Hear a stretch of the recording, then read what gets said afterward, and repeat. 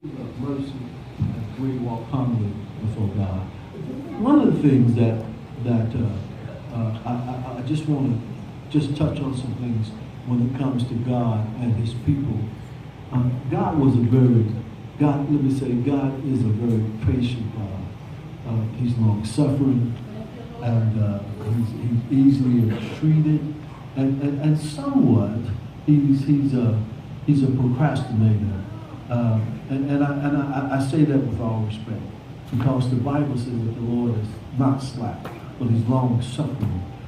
The first cousin of the word long-suffering is procrastination. Procrastination is not necessarily a bad word. It simply says that we put off. Procrastinate simply says the terminology that we put off. And because of His relationship and His covenant that He had made with Abraham, God was somewhat long-suffering toward Israel. Many times throughout the history of Israel, God could have cut them off.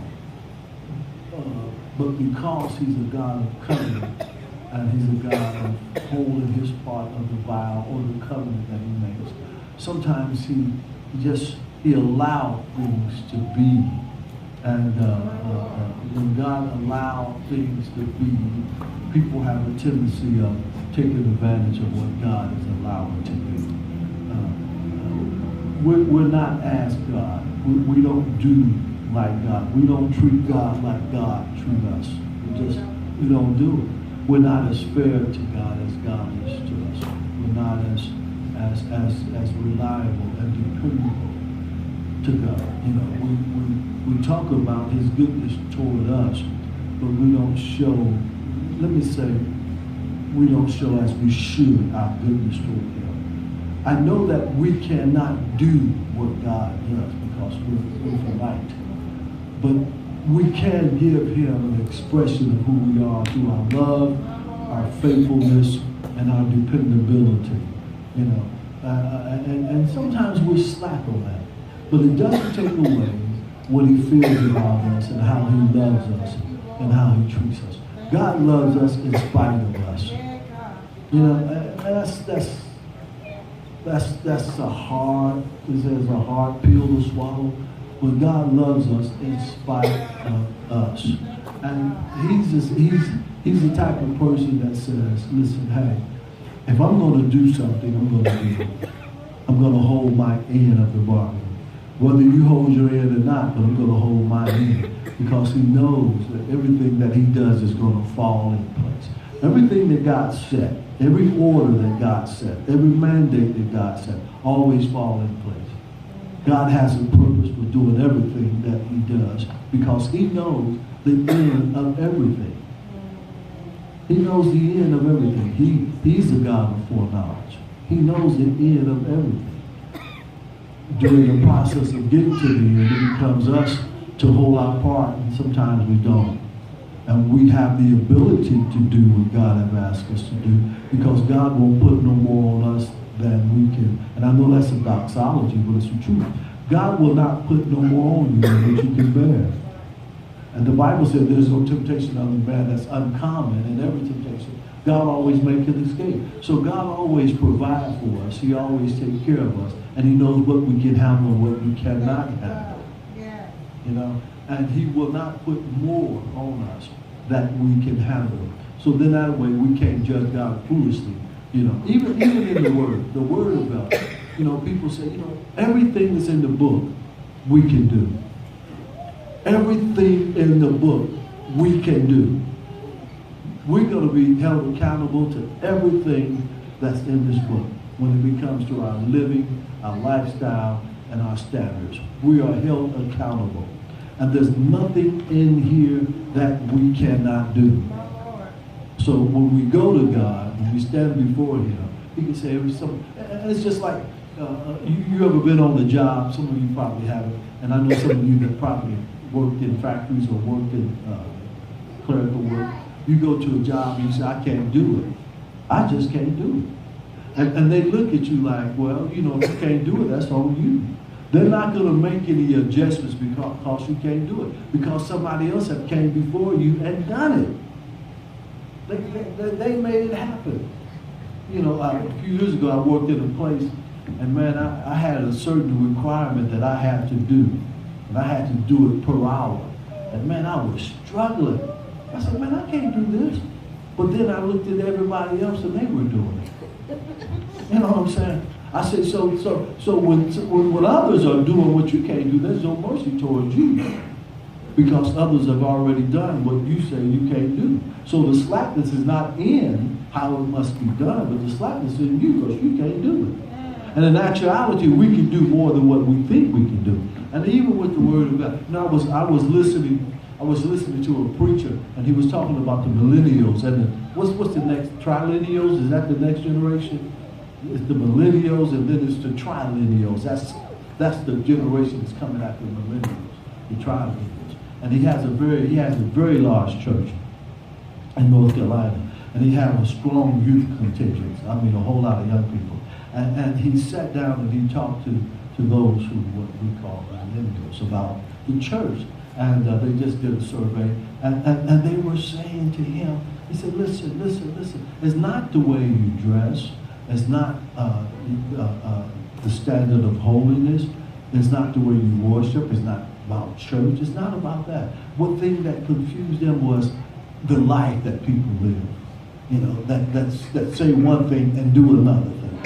That bothered them more than anything, And a whole lot of times we think that we're too traditional, but people adjust. When they get older, they adjust. The things I'm doing now, I never thought I would have done it 40 years ago. But as you get older, you adjust to certain things. But they did what they demanded and what they asked for, what kept them from coming over, was people that was before them and just didn't live right, just didn't do the right thing there. And that hindered them and hampered them from really being involved in the church. But I say that everything is in the book that we're held accountable for. And this is what God required from Israel from the time of Abraham up until this time right here to Micah. There was, each generation is held accountable to what is written. God doesn't bend. That's why I'm saying God knows the end. He knows he doesn't have to bend. And when this book became what it is, God knew exactly that this book could last from one generation to the next. It could take us from the beginning to the end. He knew that. He knew what needed to be in this book to take each generation from the beginning to the end. That's why generations, I was watching TV, me and my wife was watching TV the other day, and I looked at that, and it was an old cowboy movie, it was black and white, and I said to my wife, I said, listen, and it was like it was like 1930, 1940, I think I said, oh, maybe I'm just talking to myself. And I said, everybody that's on that show is gone. That generation, they're gone. The John Waynes and all those different cowboy. They're gone, man. They're gone. But each generation is held accountable to what is in the book. I can't say I can't live it if the generation before me lived it. Help me, somebody. I can't make no excuses for not coming up when they came up and the generation before them came up. This book was made so that each generation would be able to live according to this book. If not so, God made a mistake. And I said, Lord, help us. God is infallible and he's immutable. He doesn't make no mistakes.